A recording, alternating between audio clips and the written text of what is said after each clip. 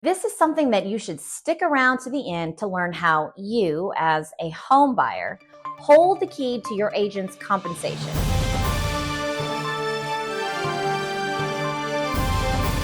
It used to be that compensation for a buyer's agent was paid by the seller. Now, regulations have changed, and the responsibility to pay for the compensation for buyer representation, meaning the agent who represents and protects you as the buyer, actually falls on you. Yes, you should stick around and stay tuned to discover the unparalleled value and protection that your buyer's agent should provide you and ensure that your interests are safeguarded every step of the way. Want more insider tips on how to empower yourself when it comes to real estate? Well, smash that subscribe button and ring the notification bell. Join our exclusive community to stay ahead of the curve. Don't miss out. Subscribe now and level up your real estate knowledge. Let's dive into the way that buyer representation works and exactly how it benefits you as the home buyer.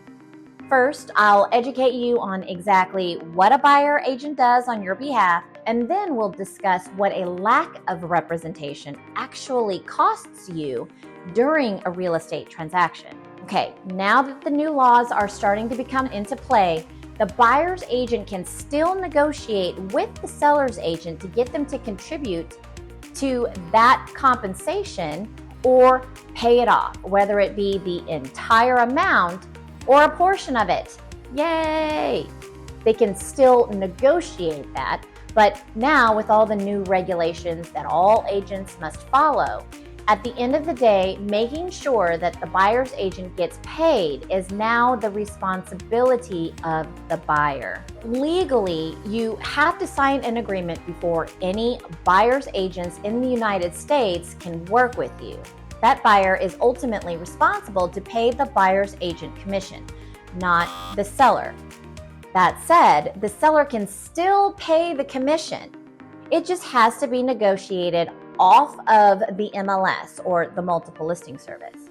The new regulation does not say that the seller can't pay the buyer representation fee. It's something that can be negotiated on your behalf. Now, some sellers will still choose to pay the buyer's agent compensation and some won't. So you can choose to write an offer on a home where the seller pays the fee for your buyer's agent, or you can also choose not to write an offer on a home if the seller is not willing to pay.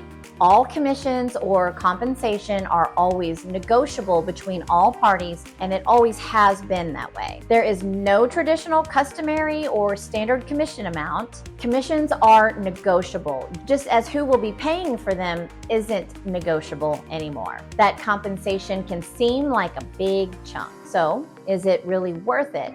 If you choose the right broker agent to represent you, it absolutely definitely is. Sellers agents are just that. They are there to represent the seller. You want someone who's working on your behalf. Most experts agree that buyers who try to represent themselves often end up paying more for a home because they don't have the negotiation skills or the market knowledge that a real estate agent that does this every day. They might also miss out on buying the best home for themselves because they don't have access to all the listings and all the information that the agent has. According to the 2023 NAR, National Associations of Realtors survey, 60% of buyer consumers said that finding the right home was the most difficult part of buying a home. 57% of those buyers specifically wanted a buyer's agent to help them find the right home.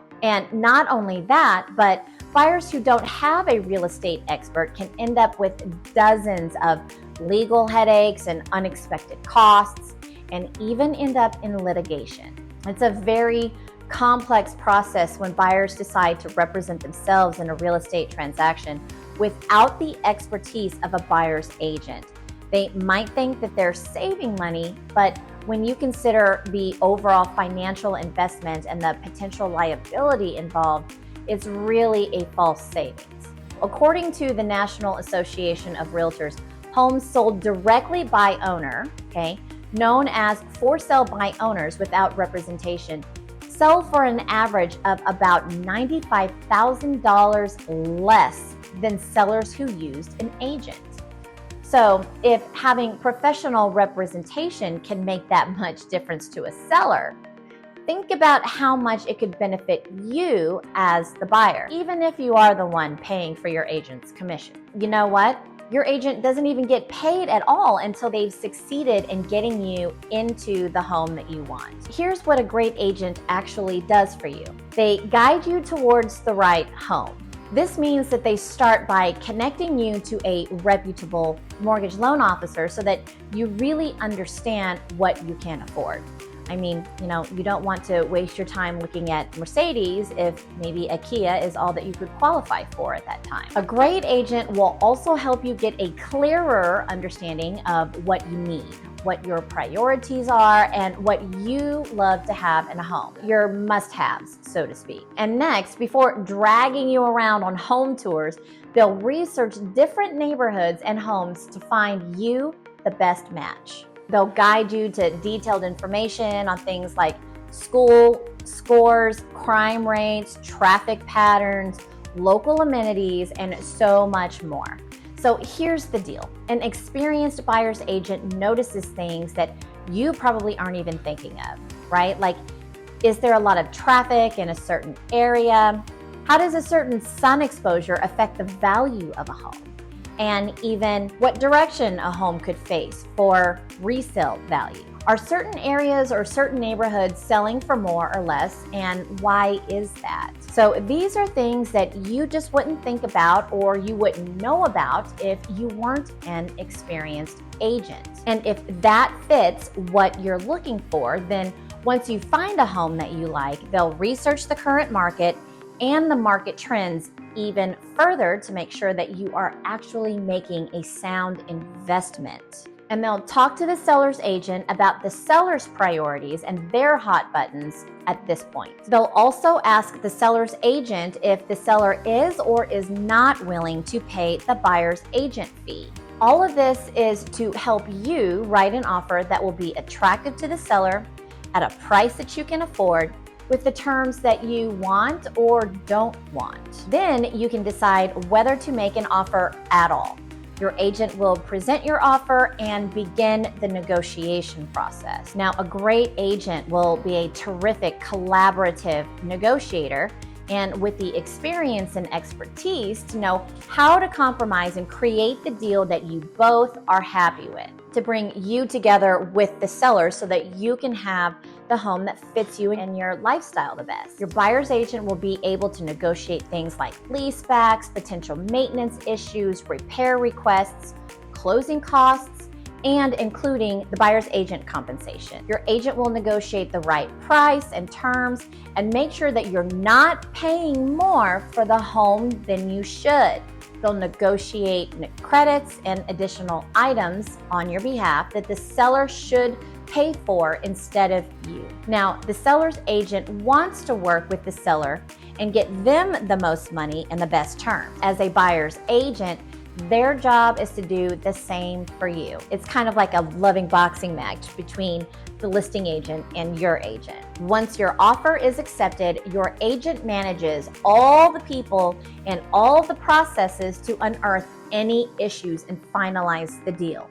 They'll order inspections like roof inspections, pest inspections, any special inspections needed like pool, well, or septic, and they'll even point out any issues that arise from them. They'll also coordinate appraisals and discuss those results with you. They'll view the title report and point out any red flags. They'll keep on top of lenders and help you provide whatever documentation is necessary. Now, if your state or situation calls for it, they'll coordinate with attorneys.